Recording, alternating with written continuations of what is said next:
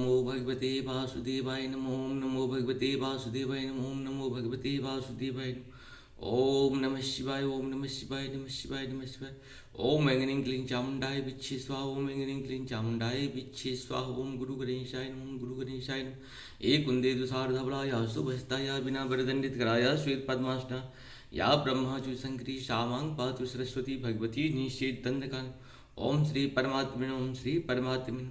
जय हिंद जय भारत। आप सबका स्वागत है। मैं रामरेश आप लोग से निवेदन करता हूँ चैनल को सब्सक्राइब करें, लाइक करें। सत्य के साथ, सनातन के साथ, धर्म के साथ, विचार के साथ, विवेक के साथ, बुद्धि के साथ, विश्वास के साथ रहें। हम रहें या ना रहें, ये सत्य सनातन रहनी चाहिए। हम रहें या ना रहें, ये भारत रहनी चाहिए। हम रहें या ना रहें, ये हमारी अमर कथाएँ जितनी भी हैं सब रहनी चाहिए। आज हम लोग शुरू करते हैं श्रीमद् भागवत महापुराण के मेरे हिसाब से एपिसोड 50 और ये तृतीय स्कंद चल रहा है। तृतीय स्कंद में तीसरा अध्याय गीता प्रेस का श्रीमद् सुधा सागर है, श्री भागवत सुधा सागर, सुख सागर। और इसको हम लोग शुरू करते हैं, जिनकी पेज नंबर 137 है। तीसरा अध्याय भगवान के अन्य लीला चरित्र का वर्णन। उद्धव जी कहते हैं, इसके बाद श्री कृष्ण अपने माता पिता देव की वासुदेव को सुख पहुंचाने की इच्छा से बलदेव जी के साथ मथुरा पधारे और उन्होंने शत्रु समुदाय के स्वामी कंस को ऊंचे सिंहासन से नीचे पटक कर तथा उसके प्राण लेकर उसकी लाश को बड़े जोर से पृथ्वी पे घसीटा। सांदीपनि मुनि के द्वारा एक बार उच्चारण किए हुए सांगोपांग वेद का अध्ययन करके दक्षिणा स्वरूप उनके मरे हुए पुत्र को पंचजन्य नामक राक्षस के पेट से यमपुरी से लाकर दे दिया। भीष्म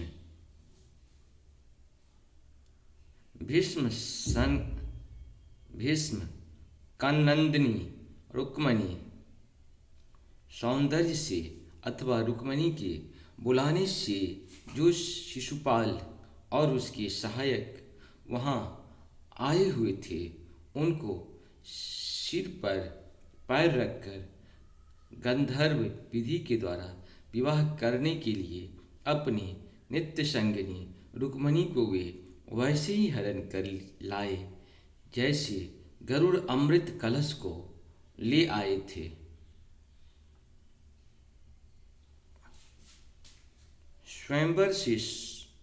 स्वयंवर में 7 बिना नथे हुए बैलों को नाथ कर नाग्न जिति सत्या से विवाह किया। इस प्रकार मान भंग हो जाने पर मूर्ख राजाओं ने शस्त्र उठाकर राजकुमारी को छीनना चाहा। तब भगवान श्री कृष्ण ने स्वयं बिना घायल हुए अपने शस्त्रों से उन्हें मार डाला। भगवान विषय पुरुषों की सी लीला करते हुए अपने प्राण प्रिया सत्यभामा को प्रसन्न करने की इच्छा से उनके लिए स्वर्ग से कल्प वृक्ष उखाड़ लाए। उस समय इंद्र ने क्रोध से अंधे होकर अपने सैनिकों सहित उन पर आक्रमण कर दिया, क्योंकि वह निश्चय ही अपने स्त्रियों का कीड़ा मृग बना हुआ है।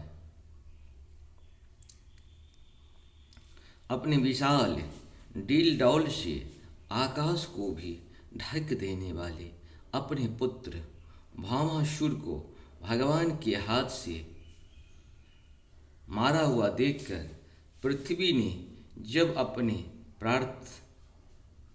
ने जब उनसे प्रार्थना की, तब उन्होंने भामासुर को पुत्र भागदत्त को उसका बचा हुआ राज्य देकर उसके अंतःपुर में प्रवेश किया। वहाँ भामासुर द्वारा हर कर लाई हुई बहुत सी राजकन्याएं थी। वे दीनबंधु श्री कृष्ण को देखते ही खड़ी हो गई और सब ने महान हर्ष, लज्जा एवं प्रेमपूर्ण चितवन से तत्काल ही भगवान को पति रूप में वर्ण कर लिया। तब भगवान ने अपनी निज शक्ति योग माया से उन ललनाओं के अनुरूप उतने ही रूप धारण उन सब का अलग अलग महलों में एक ही मुहूर्त में विधिवत पानी ग्रहण किया। अपनी लीला का विस्तार करने के लिए उन्होंने उनसे प्रत्येक के गर्भ से सभी गुणों के अपने ही समान 10 पुत्र उत्पन्न किए। जब कालयवन, जरासंध और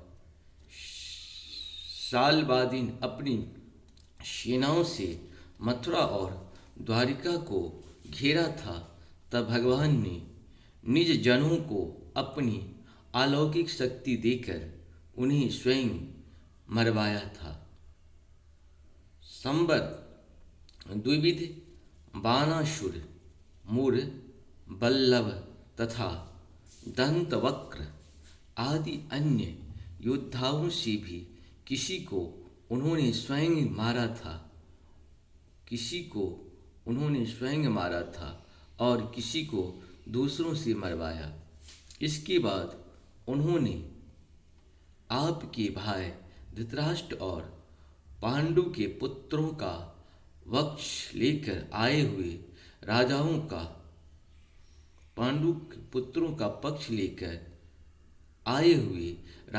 का भी संहार किया, जिसके सेनापति कुरुक्षेत्र में पहुंचने पर पृथ्वी डगमगाने लगी थी। कर्ण, दुशासन और शकुनी की खोटी सलाह से जिसकी आयु और श्री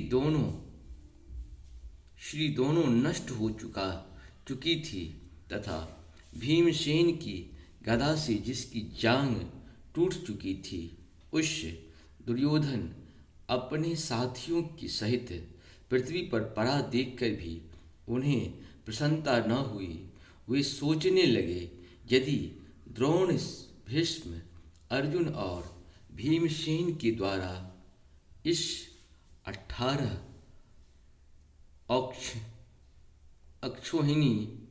अक्षोहिणी सेना का विपुल संहार हो भी गया तो इसमें पृथ्वी का कितना भार हल्का हुआ।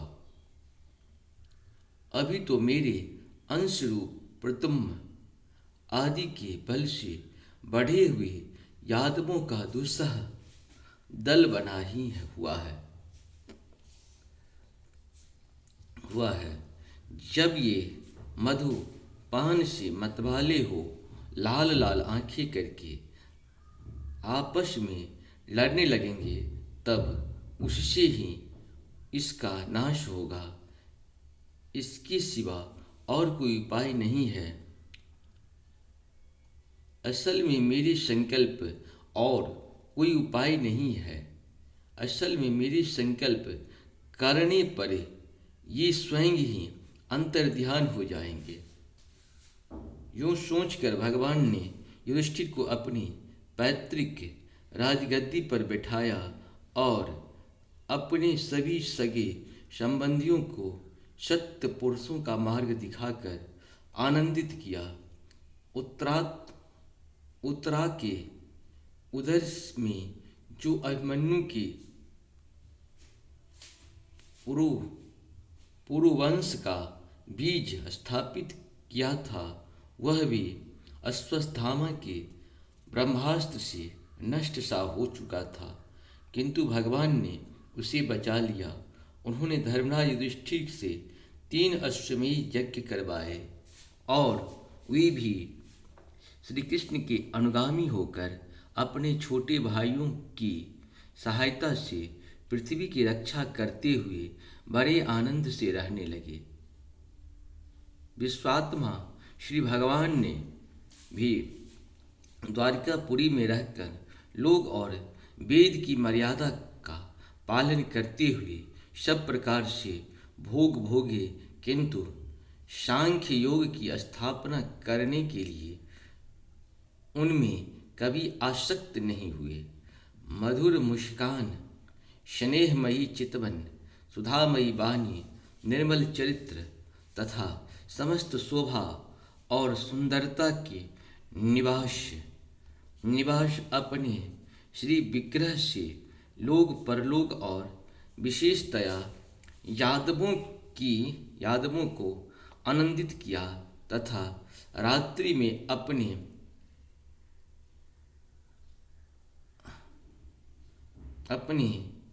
प्यायों के साथ क्षणिक अनुराग युक्त होकर समयोचित विहार किया और इस प्रकार उन्हें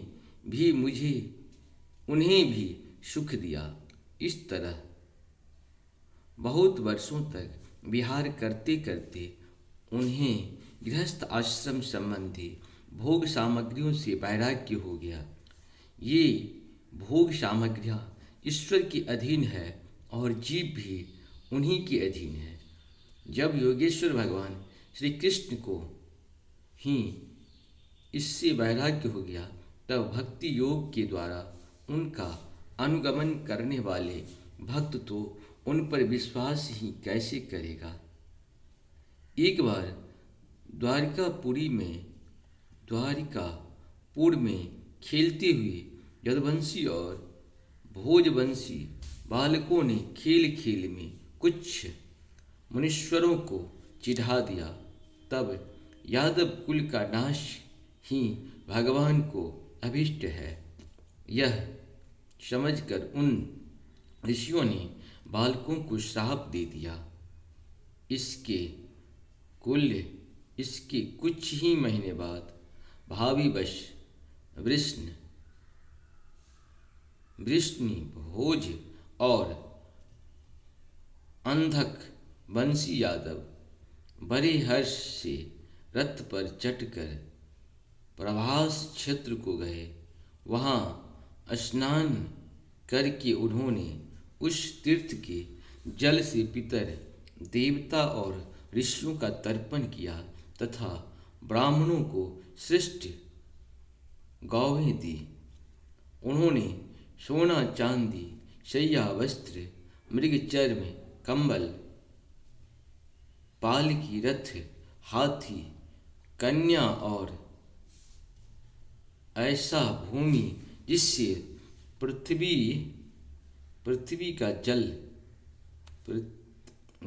जिससे जीविका चल सके तथा नाना प्रकार के सरस अन्य भी भगवत वर्ण करके ब्राह्मणों को दिए। इसके पश्चात गौ और ब्राह्मणों के लिए ही प्राण धारण करने वाले उन वीरों ने पृथ्वी पर सिर टेक कर उन्हें प्रणाम किया। इस प्रकार से हम लोगों का तीसरा अध्याय पूर्ण हुआ। भगवान कृष्ण का ध्यान करते रहिए। जय हो श्री हरि। प्रणाम। हर हर महादेव। सत सत नमन। जय सिया राम।